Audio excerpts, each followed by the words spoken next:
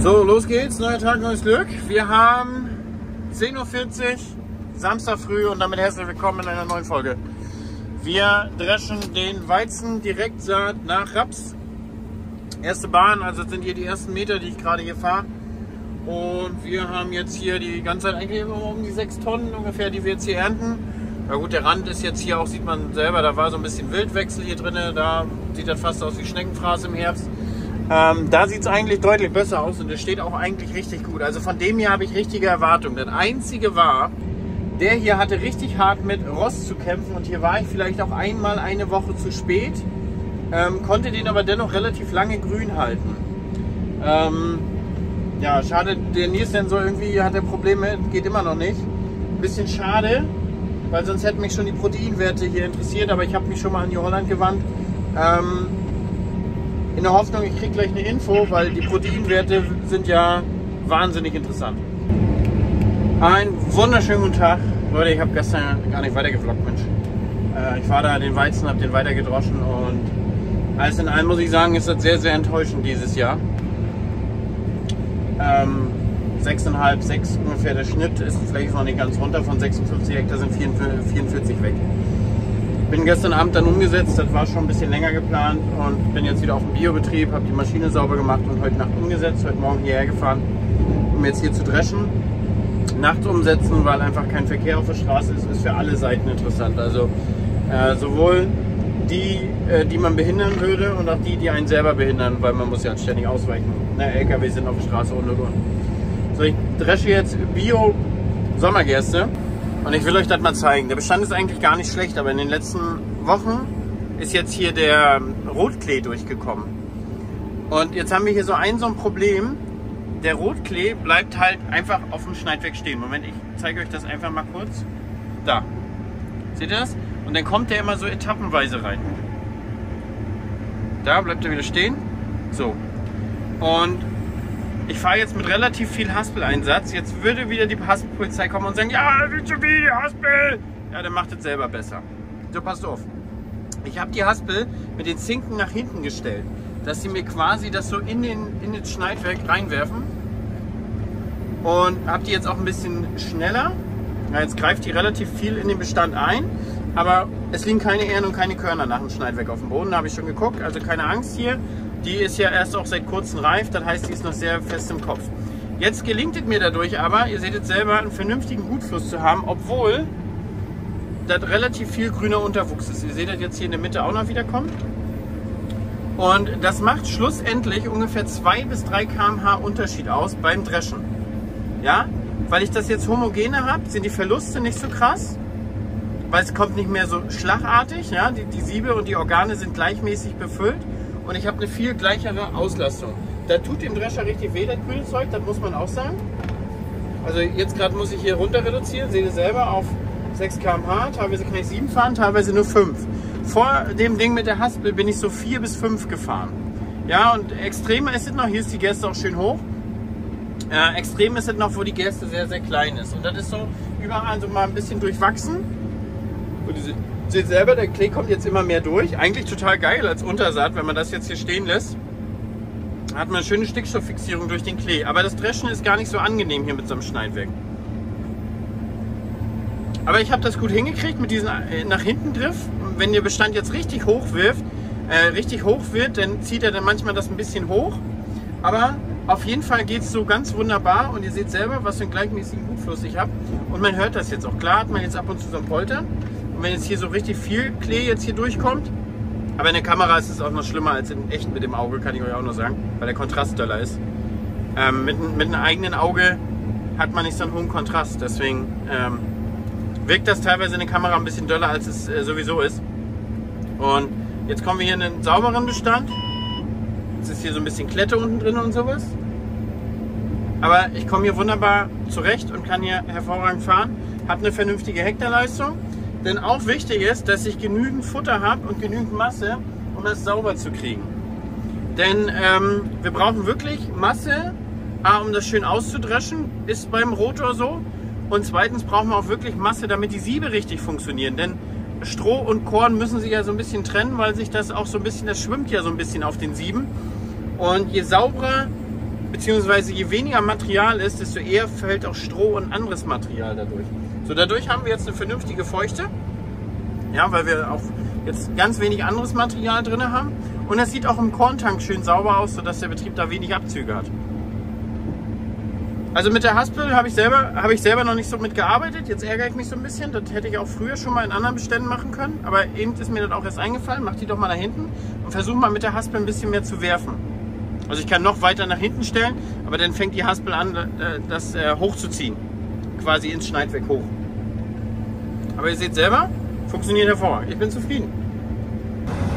So, Leute, wie ihr seht, da liegt das Schneidwerk.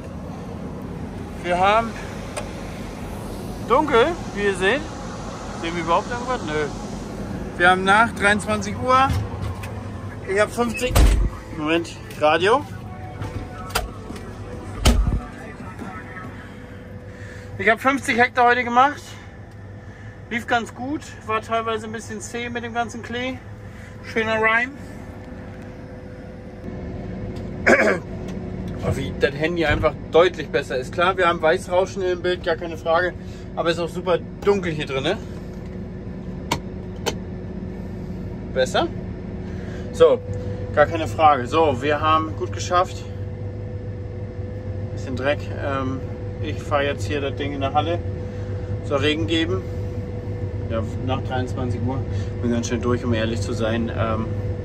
Wenig geschlafen und weiß ich nicht, wenn man jetzt irgendwo hätte, vielleicht gleich nebenan, hätte man vielleicht weiter gedroschen, noch eine Stunde oder so, weil geht noch. Wir haben noch ein bisschen Wind hier draußen aktuell. Aber ich bin durch. Ich freue mich jetzt auf nach Hause. Ich denke, ich bin 12:30 oder so zu Hause. Und dann gucken wir mal, ob es morgen weitergeht. Aber ansonsten lief erstmal alles wieder ohne Probleme. Klopf auf Holz, ne? Und dann schauen wir mal. Ich wollte noch einmal sagen, Thema Erträge dieses Jahr. Es scheint wohl so regional sehr enttäuschend zu sein und meine Region ist wohl auch regional sehr enttäuschend. Mit einem habe ich mich unterhalten und das ist eigentlich auch mal so ein Benchmark für gute Erträge und er ist auch sehr enttäuscht im Gesamten. Man fragt sich ja sonst immer, man macht sich ja selber schon Vorwürfe, hätte es was anderes machen können. Letztendlich alle Parameter, wo ich gedacht habe, da hast du was verschwitzt, zum Beispiel beim Rost in der einen Sorte. Daneben war aber eine Sorte, die war gar nicht befallen und die hat genauso ertraglich performt. Sicherlich macht das immer was aus und sicherlich wäre noch ein bisschen was gegangen. Hätte man den Rost vielleicht von Anfang an unterbunden oder so. Aber es ist jetzt nicht so ein großer Faktor, dass das jetzt irgendwie 2 oder 1 Tonne oder so direkt widerspiegelt, sondern sicherlich, das wird irgendwo so sein, 2, 3 Doppel, 3, 4 vielleicht allerhöchstens und dann war das, weil ich habe den Bestand auch relativ lange dann doch grün gehalten. Düngung, die Hochertragszonen, die gehen wirklich mit viel Stickstoff eigentlich durchs Rennen. Die kommen da schon auf ihre 200, 220, 240 N auf den richtig guten Böden, in den richtig guten Senken und selbst die performen nicht. Also an den Nährstoffen kann es auch nicht liegen, weil die haben Geraste gekriegt, die haben Dünger gekriegt, die Bestände waren gut, die waren fett, die sahen wirklich gut aus. Dann Bestandsdichte habe ich gedacht, naja, vielleicht ein bisschen dicker, aber auch selbst da, wo die Bestände richtig dick sind, kommt auch nicht mehr. So. Und wo die Bestände dünn sind, kommen auch nicht mehr. Also es ist verrückt. Auffällig ist auf jeden Fall, dass die Ertragszonen sich nicht wirklich doll voneinander unterscheiden. Klar, Sand klappt weg, geht bis 4,5, 5 Tonnen runter. Aber normalerweise ist es so, dass quasi, dass man immer die 10, 12 Tonnen Zonen hat und die hatten wir dieses Jahr in der Gerste nicht und die haben wir dieses Jahr im Weizen auch nicht. Also das Beste, was ich jetzt bis jetzt gesehen habe, war eine 9 Tonnen Zone und das weiß ich nicht. Auf jeden Fall, das wollte ich noch sagen, das scheint enttäuschend dieses Jahr zu sein. Aber wir gucken mal, wir haben noch ein bisschen was zu dreschen und vielleicht wird es ja noch was. Bis morgen erstmal. So, YouTube-Gemeinde. Weiter geht's nach einer Woche Pause. Also ich glaube, ich habe die beiden Videos da verknüpft. Das andere war noch nicht so zu Ende aufgenommen, beziehungsweise war noch nichts Richtiges. Ich glaube, das ging 6 Minuten oder so, was ich da hatte. Habe ich ein bisschen Dreck? Wir sind wieder am Dreschen.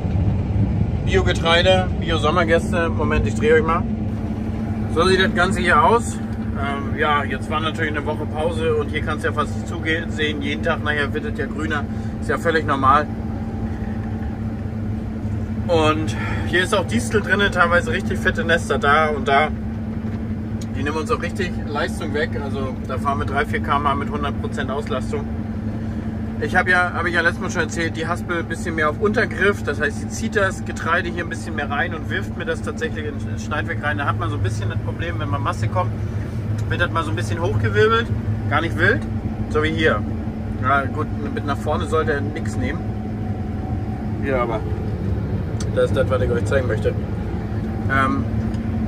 Ich passe das relativ auch schnell immer an, wenn der Bestand ein bisschen höher wird, nämlich so hoch, sodass ich immer noch reinwerfe, aber nicht das so überwerft. Das will ich ja nicht. Das will ich ja nicht. Das war ein schlechtes Beispiel, Leute. Das will ich nicht. Aber ich muss ja auch das hinbekommen, dass es gleichmäßig reingefördert wird. Warum? Weil es so etappenweise kommt, ist das nicht gut für den Motor und die ganzen Riemen, weil Belastung immer, also führt es zu so einer Spitzenbelastung, ruckartige Belastung. Und auch im Siebkasten, könnt ihr euch vorstellen, ist immer nur stoßweise Material da. Und wie soll der Mähdrescher sich darauf vernünftig einstellen? Ich fahre ja hier mit automatischer Einstellung, das heißt, er stellt sich hier völlig automatisch ein. Und ihr seht das, er fährt hier 19 mm im Korb, da 9, da 11, da 6. Und diese Werte ändert er auch permanent, muss man auch ehrlich sagen. Haben wir mehr Material, weniger Material. Und so sieht es am Ende aus. Eigentlich relativ sauber. Die Köpfe von der Distel, ja, die kriegen wir halt schwer raus. Die sind halt schwer. Zwar ein bisschen größer als Gerste, aber würden wir die raussieben wollen, verlieren wir auch sehr viel Gerste. Aber alles in allem muss man sagen, dafür wie das aussieht, oder wie es hier aussieht, sieht es echt sauber im Kontakt aus. Naja, und ich sag mal so, vor einer Woche war der Bestand hier halt noch schön sauber. Ne? Das ist halt jetzt, die Gerste ist abgereift, die macht jetzt Platz. Und das sieht man hier auch. Und jetzt können sich natürlich alle Arten von Beikräuter hier breit machen. Du hast keine Konkurrenz mehr, oder beziehungsweise das Getreide stellt ja keine Konkurrenz mehr dar. Es zieht jetzt keine Nährstoffe mehr aus dem Boden. Es nimmt jetzt auch kein Licht mehr weg, indem die Blätter ja nun abgetrocknet sind und abgereift sind. Und dann sieht man, dann kann die Distel hier fröhlich vor sich hin wachsen. Und da muss man sagen, die Sommermonate sind mit die intensivsten der Nährstoffmineralisierung. Das heißt, das Getreide ist jetzt hier abgereift, der Boden mineralisiert ja trotzdem, jetzt sowieso mit dem ganzen Regen. Und wir haben dann super viele Nährstoffe und das bringt natürlich dazu, dass die Beikräuter jetzt ungehemmt wachsen können. Und wir haben jetzt auch wieder Licht und durch diesen Licht und Regen kommt auch dieser Impuls, dass hier auch wieder was wachsen kann, gar keine Frage. In Jahren wie diesen ist es sowieso schwierig im ökologischen Anbau die Bestände richtig schön sauber zu bekommen, denn die mechanische Unkrautbekämpfung beruht ja, dass man quasi diese Kräuter im frühen Stadium halt rauszieht, rausrupft oder raushackt, je nachdem mit Striegel, mit der Hacke, mit was man unterwegs ist, und dass die an der Oberfläche abtrocknen, liegen bleiben und vertrocknen. Wenn man aber so feuchte Jahre hat wie dieses Jahr, ja, dann schafft man das nicht, weil man zieht die zwar an der Oberfläche, aber die Wurzel schafft es dann immer wieder anzuwurzeln. Und so ist es in diesem Jahr zum Beispiel besonders schwierig für ökologische Betriebe, die Bestände sauber zu bekommen. Und da war es zum Beispiel letztes Jahr, war es hier alles sehr sauber eigentlich auf dem Bestand, auf dem Betrieb, weil wir hatten natürlich deutlich mehr Trockenheit. Und für die mechanische Bodenbearbeitung ist es natürlich dann deutlich besser, ja. Wir sind hier übrigens auf geflügtem Land. Also wer jetzt wieder sagt, Flügen hätte geholfen, wir sind auf geflügtem Land. Aber hier war es unter anderem im Frühjahr sehr, sehr nass, was man auch teilweise noch sieht, was ja auch tatsächlich so war, sodass die Gerste sich dann nicht super krass schnell üppig entwickelt und auch damit keine gute Unterdrückung hat. Ne? Das sind alles Parameter, die spielen bei sowas eine Rolle. So, nächstes Stück. Hier ist Gott sei Dank keine bzw. ganz wenig Distel drin. Wir haben hier Kornblume und ein paar Gräser. Die sind aber allesamt eigentlich gut abgereift. Man sieht hier den Windhalm, ist alles schon abgereift. Wir fahren jetzt hier 6 km/h, 80% Motorauslastung. Ganz anders. Und wenn wir uns in den Korntank dann reingucken, sieht das auch eigentlich schön sauber aus. Da kann man sich eigentlich wirklich nicht beklagen. Wir haben hier 14% Feuchte, obwohl es gestern noch geregnet hat. Aber wie ihr seht, wir haben hier massiven Wind. Wir fahren nachher gleich hier in dem Hafer und der sieht wirklich schön aus. Da freue ich mich fast schon ein bisschen, den zu dreschen.